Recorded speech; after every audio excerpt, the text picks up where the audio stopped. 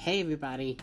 So I decided for today's Norfolk Admirals game to make the video from home, mostly because I didn't really feel like doing it in the car, and I think I'm gonna start when I go to these games, like writing things down on a note paper, because what I've been doing is writing it down on my phone, and obviously if I'm recording these videos with my phone, I can't look at my notes, so it makes it really difficult to recap the game. So I think I'm going to try to do it from home or do it with a notebook. Either way, tonight's game, first win at home for the Norfolk Admirals so far this season.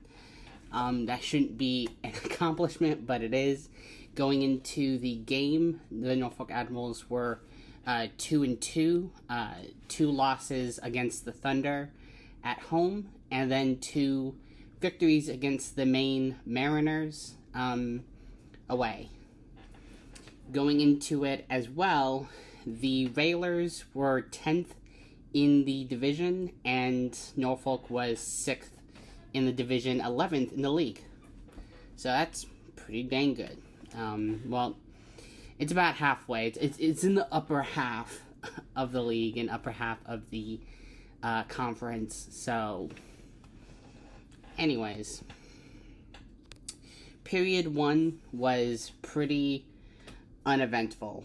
There were no goals made. The most interesting thing that happened was that there was a graphical error on the board. For whatever reason, it said it had the Norfolk Admirals on one side was 0, and it had the Maine Mariners logo instead of the Worcester Railers logo. So it had me a little bit confused there for a second, because I was like, wait, I thought they were playing the Railers, but they were. The error was up there for like 3 minutes. I think someone in the booth realized what happened. They took it down for a minute, and they brought back the footage on the board, but they didn't have any graphics, which was okay because there were no goals scored. But through most of the first period, there was just that graphical error. I thought it was a little funny. I had to point it out to somebody else. I was like, I think that's wrong. And they looked at it and they were like, yep, that's wrong. The first half, there were a few good chances for the Norfolk Admirals. I think they were definitely making the most of the first period. They ended up having 14 shots on goal, and the Railers had 5 shots on goal. But again, as I said, there were no goals made. Period 2. There was a hooking penalty by Iverson, that is, of the Admirals. So that happened at 1:30 into period 2. Yeah, it was a pretty slow game when I'm writing down penalties. It didn't amount to anything because there were no goals scored against the Admirals or by the Admirals. So they managed to kill the penalty. There was another penalty, this time by Fodorek. It was a roughing penalty, and that happened at 4:30. Again, they managed to kill the penalty. And we got halfway through the game. So we got halfway through period 2, which means halfway through the game. And there were no goals so far in the game. And I was like, okay, great. And they actually made an announcement in the arena that if there were 5 goals scored by the Admirals, then everyone would get like some kind of discount at a Krispy Kreme. And we just thought that was so funny. There was somebody behind me that kept saying like, only 5 more, only 4 more, like that kind of thing. It was not going to happen tonight. I think the only game so far for the Admirals that they've managed to get more than 5 goals was game 3 in Maine. So, if that's telling you anything. Anyways, at 11 minutes into the period, Koparud of the Railers had a slashing penalty against Norfolk. And finally, about a minute and 45 seconds into the penalty play, or into the power play, McDougal, I believe it was McDougal that tried to get the goal. It got bounced off of the goalie, and he just went, F it, and McDougal,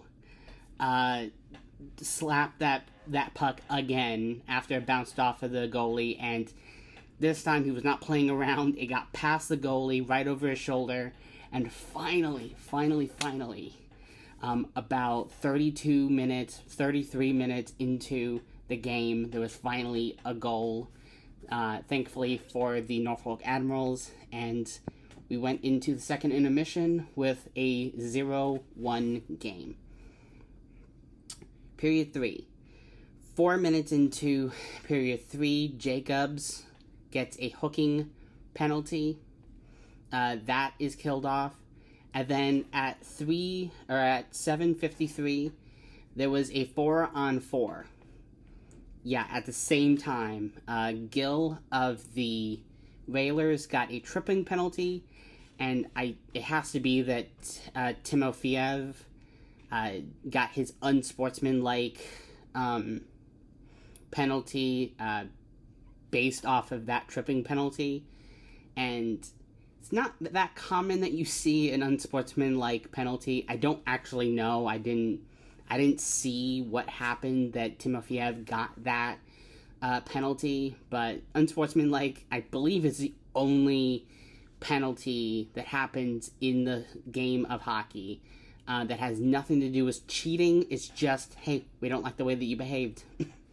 So it became a 4-on-4, and on that 4-on-4, Piercy of the Railers gets a goal, and the game becomes 1-1. This happened at 9:20 into period 3, so there's only about 10 minutes left in the game, and suddenly it's tied. And I never get comfortable in a game unless my team is up by at least 3. Although if you saw that Sharks-Utah game the other day, even being up by, I think it was up by 3, or maybe they were up by 2. No, I think they were up by 3. Utah was up by 3, and they had like 5 minutes left in the game, and the Sharks somehow managed to tie up the game with 5 minutes left, down by 3. It was amazing. And I'll never again go to record who won the game in my record keeping books, and like say, oh well, they're up by 3 with 5 minutes left. I'll just say that Utah won this.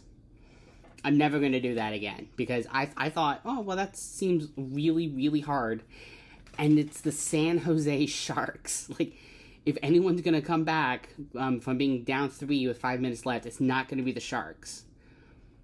But somehow they did it.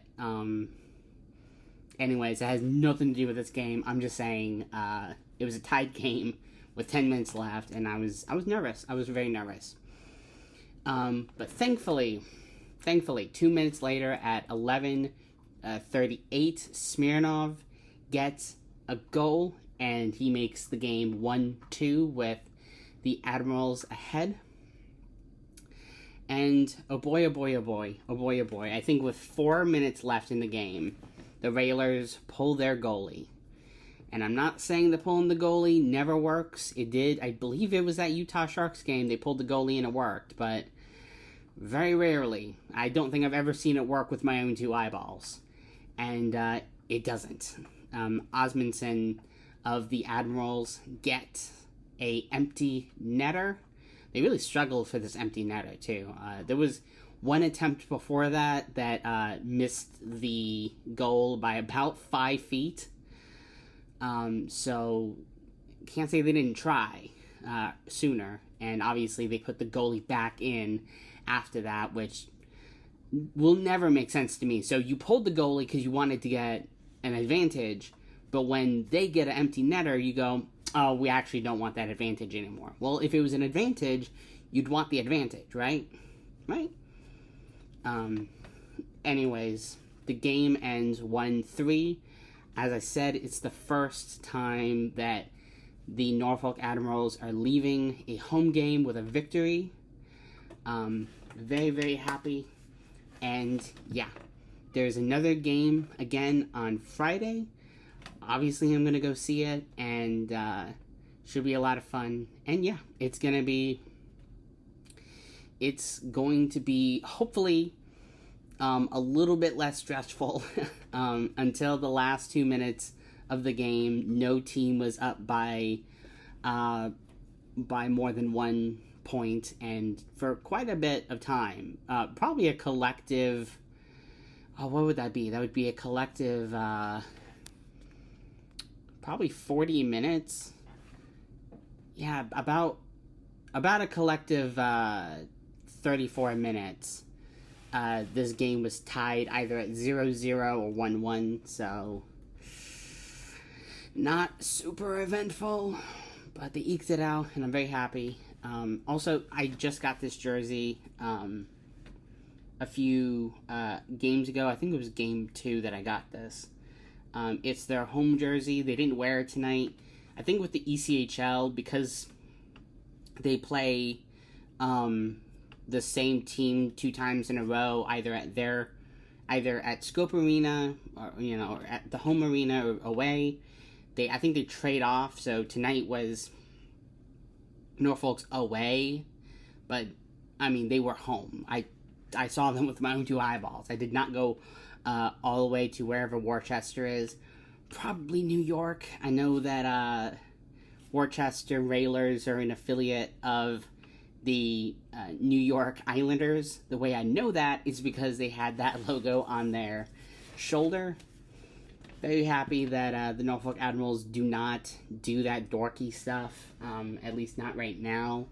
I know I have a Norfolk Admirals jersey that has, I think it's the Winnipeg Jets.